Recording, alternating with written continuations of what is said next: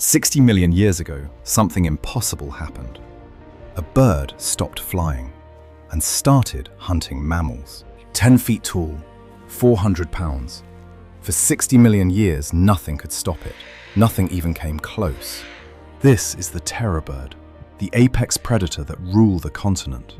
Scientists still can't explain how. Birds evolved for flight. Hollow bones, light bodies. That's the blueprint. Every bird follows it. But Phorus racidae broke every rule. 3 meters tall, over 180 kilograms. A bird built purely to kill. They didn't just survive without flight. They dominated.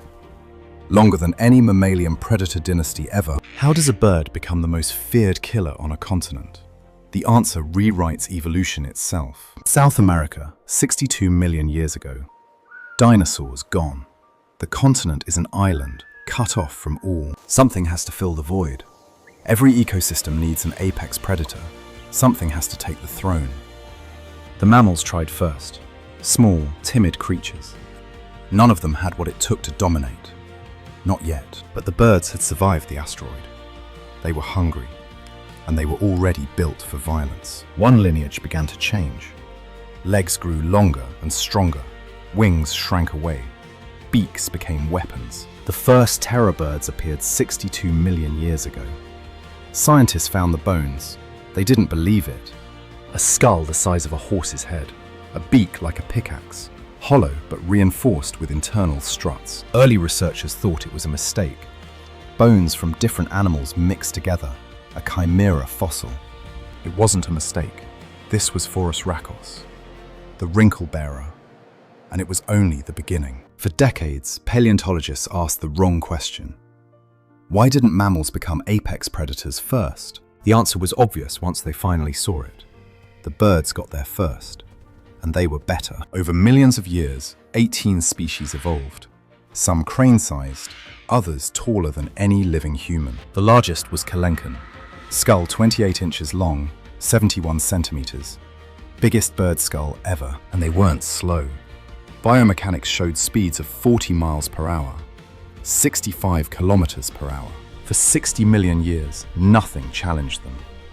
South America belonged to the birds, their kingdom. The first clue came from the beak. Scientists expected a crushing tool, like a nutcracker. They were wrong. CT scans revealed precision engineering. The beak was designed for strikes, like a hatchet. One blow kills. But here's where it gets strange. The skull was almost completely rigid. No flexibility, no shock absorption. Most predatory birds have skulls that flex. They absorb impact. Terror bird skulls couldn't do that at all. So how did they hunt without shattering their own heads? The answer took researchers decades to find: the neck. Scientists analyzed vertebrae, massive muscle attachment points. The neck was the real weapon. They didn't bite and hold prey. They struck downward, like a pickaxe. Neck power drove the killing blow. One study calculated strike force, over 3,000 newtons, enough to puncture bone. Instant death. Then scientists found something that broke that theory.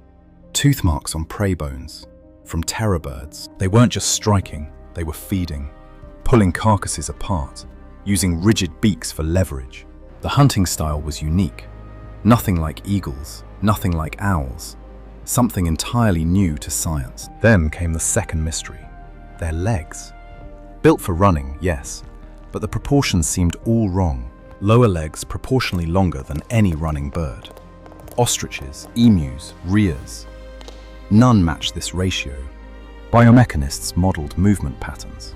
Terror birds weren't just fast, they could turn on a dime. This wasn't pursuit predation. This was ambush and intercept. They chased prey through dense vegetation. The third clue changed everything. Their eyes, forward-facing, overlapping visual fields, depth perception. Most birds have eyes on the sides. Prey animal configuration. Terror birds had predator eyes, hunter eyes, but the vision mystery went deeper. Skull analysis showed enlarged optic lobes, enhanced visual processing. They saw movement better than almost any animal. Prey couldn't hide, couldn't freeze and hope to survive. Scientists found evidence of pack behavior. Multiple terror bird tracks alongside single prey animal trails. Not solitary killers, social predators, coordinating their attacks. This changed everything about the threat. Then the dietary evidence emerged.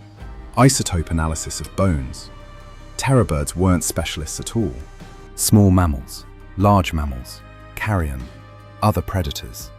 They were the ultimate opportunistic killers. One fossil site in Argentina told the story.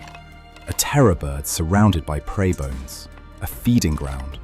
The prey showed characteristic damage patterns, puncture wounds to skull and spine, precision killing. For decades, textbooks told one story. Land bridge formed, mammals invaded south, terror birds lost, done. It made sense. Saber-toothed cats, dire wolves, professional mammalian killers. How could birds compete? But the fossil record told a different story entirely. Scientists just weren't paying attention to it. Terror birds didn't vanish when the land bridge formed 3 million years ago. They thrived alongside cats. Titanis did something unprecedented. It migrated north, into North America, straight into mammal territory. Fossils found in Texas and Florida.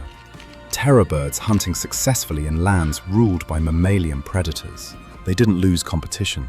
They adapted, found new niches, survived for over 1 million more years. The last terror birds didn't die because cats hunted better. They died when ice ages changed everything. Grasslands replaced forests. Open terrain where ambush tactics failed completely. Their prey vanished first. Climate killed them, not competition. The mammals didn't win. The world simply changed too fast for birds. Everything paleontologists believed was pointing wrong. The real answer was environmental collapse, not defeat. 60 million years of dominance, surviving asteroids, surviving continental collisions, surviving invasion. Terror birds weren't evolutionary mistakes. They were proof that evolution has no predetermined direction. Birds don't have to fly. Predators don't have to be mammals. Nature doesn't follow human categories at all. For 60 million years, a bird dynasty ruled with ferocity matching any dinosaur, any cat, any wolf. They show us extinction isn't about being primitive. It's about wrong place when the world shifts fast. Somewhere in the fossil record, other impossible predators wait, ready to rewrite what we think we know. Evolution doesn't follow rules we write. It finds solutions we haven't imagined yet. It always does. A bird became a monster. A monster became a dynasty. A dynasty became a mystery we're still solving today. 60 million years of terror, written in stone, preserved in rock, waiting for us to finally read it. The question isn't how they ruled so long. The question is, what else is hiding in the rocks right now?